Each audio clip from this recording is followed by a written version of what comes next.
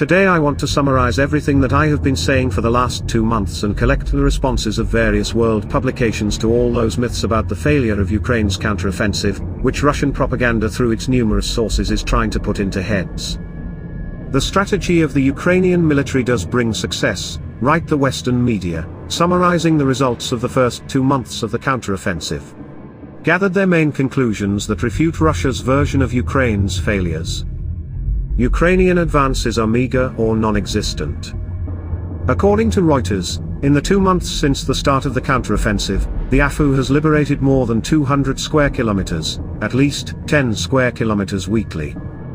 Russian defense lines are insurmountable.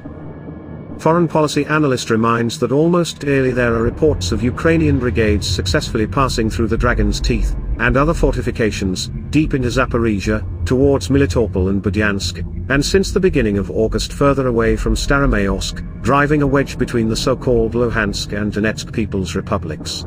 If Ukraine's offensive is slow, consider it gone. Ukraine's defense forces lack the quantitative advantage that the Russian armed forces still have.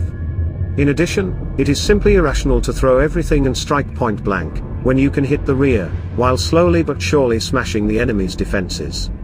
Ukraine is showing itself in the best possible scenario with the circumstances at hand, as reported in The Atlantic. Ukrainians have no strategy, they fight by chance. The Economist, citing British military veterans and experts, calls the Ukrainian approach a tactic to exhaust, stretch the enemy's forces and strike at a weak point. All Russian strikes are precisely on target. Indeed, the Russian armed forces' strikes have become more precise, there is less and less territory to defend, and there was time to prepare. At the same time, Ukraine shoots down almost all drones and missiles. As an example, the New York Times cites a strike on one of the AFU positions. 33 out of 36 cruise missiles were shot down, the rest hit, but indiscriminately. Too late, the counteroffensive has failed. Ukrainian sappers have cleared hundreds of kilometers of mines, and AFU brigades are actively advancing to the south and to a lesser extent to the east. Ukraine has plenty of time left before the fall mud season to cut Russia's land connection to Crimea, the Telegraph expert stresses. In the West, too, they say that the AFU are fighting as if. Indeed, some officials comment anonymously that they could have done much better.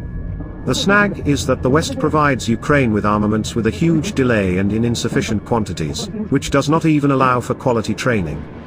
Accordingly, conducting military operations on the scale of American ones is technically impossible.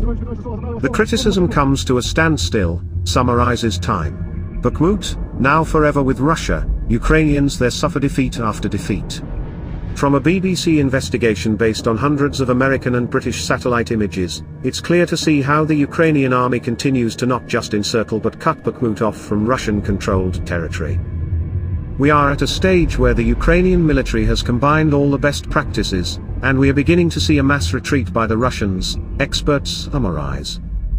Meanwhile, the Russian occupiers have erected a pontoon crossing on Chonga. This is an extra reason to think about those who said that one hole in the bridge is not critical. Why all this noise?